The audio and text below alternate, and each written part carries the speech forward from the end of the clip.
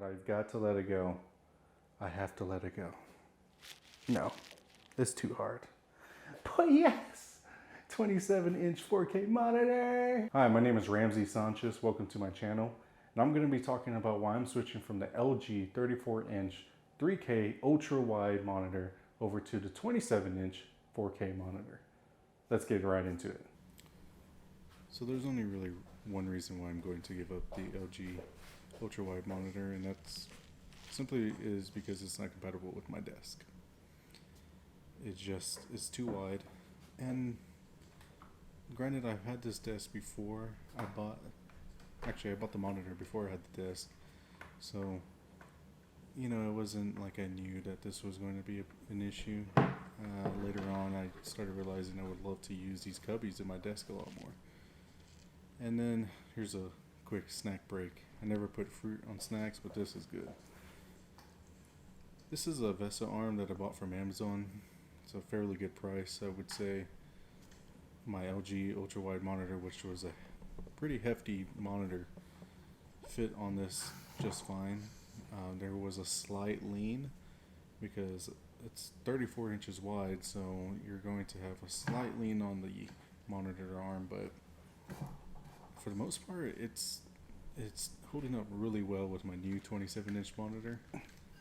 I would say it's a really good bang for your buck. There are some aesthetically pleasing ones out there, but you know, this is a really decent arm. As you can see, it's not very noticeable other than just that one arm. So I'm just going to clear up and show you what it's like to unbox the AOC 4K monitor, however you want to say it. Here it is.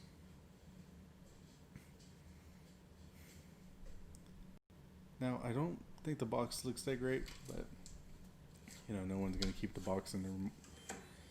Sometimes you may want to put your box in your office, but it seems like such a plain box. There isn't any cool red and black graphics like you would get from like an MSI or maybe even like an Acer box or a Samsung box. There is nothing really to it. It's very minimal.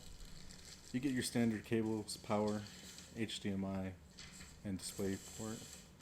Interesting thing about this monitor is they give you like a benchmark paper on it, and to show you that it's been tested. I won't be using this, but I thought you might want to see what this looks like. It doesn't swivel or anything, it just snaps into place, and yeah, mount it and play with it. That's it. I will be using this for my iPad later on though. Boom. 27-inch 4K monitor. I'm not trying to flex on anybody, but this monitor isn't very heavy. As you can see, I have it with one arm. And it's only 27 inches, so it's not the biggest monitor, and it's fairly easy to carry. It will be standard with all VESA mounts, so I was able to get mine on without any issues.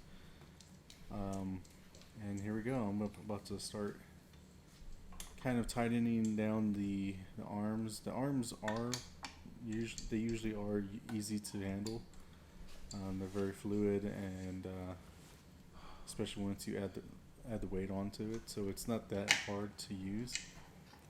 I will say that the only thing I may have some difficulty with this arm and the VESA mount was actually getting it on the arm.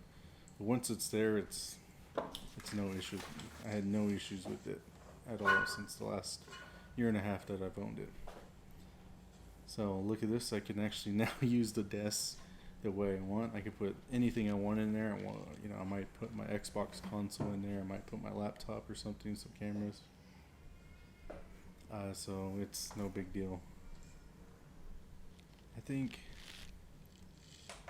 there isn't any downsides. I don't need any USB ports or anything like that. All I need is HDMI, DisplayPort, and I'm using my MacBook 2013 that I've had since 2013, and it pops right up. You know, we're gonna go cycle through some of the settings. There's 1920, there's 2K, there's a higher resolution of 2K, 3K. and it goes all the way up to even the 4K. Sometimes on Mac you may have to do something like hold down Option or Control, I believe. I don't remember which OS you have to do that on in order to get the full resolution. But once you do that, you plug in your Mac and it pops up automatically on that port, whatever port it's connected with. And as you can see, I'm getting 4K, 60 hertz, 60 frames per second on the test. I was at Ultra HD 4K. So yeah, it's a great monitor. I love this thing. Again, the LG monitor was really good for timeline, if you're editing on Premiere Pro or something, but I hardly ever used it for anything else. I mean, sometimes the applications and viewing was pretty amazing to have, but simply just wasn't compatible with my desk, and I wanted to downsize for that reason. The LG monitor had, USB ports, it had USB in and out port, it had Thunderbolt ports, it had multiple HDMI and DisplayPorts, it had FreeSync, it had all those great things. The AOC monitor will only have 4K 10-bit at 60 hertz, which is perfectly fine for what I need to use it for. And if I want to get away with some gaming, I can. I'm only on the Xbox. So it's a decent budget monitor, and however, you won't find it at a budget price all the time. You have to go on Amazon almost just religiously trying to search to see if you can find the great price on it, because I was able to do it, and every now and then they come back with it. And there are two versions, so I'm going to try to link the correct versions, but I'm sure they'll come out with another version. But I'm sure it's going to be a good price. 10-bit 4K monitor, you really can't beat it. I will say that I don't miss the ultra wideness of a monitor, really, because the viewing angle is kind of a lot, and now that I went down to a 27-inch, it feels actually natural, and it's like almost like the sweet spot. However, a 32-inch monitor would pretty be amazing.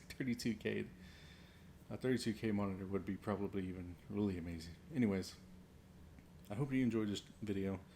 I wanted to try something different. I haven't done too many YouTube videos or unboxing videos, so this was my first hand at it. If you think this was a great video, please subscribe to my channel, like this video, and comment down some questions you have, or if you have any concerns or anything about the monitor, or if you have questions about any monitors. I've done tons of research on monitors, and I can tell you which ones you should be looking at, and definitely be of help. So thank you, and take care.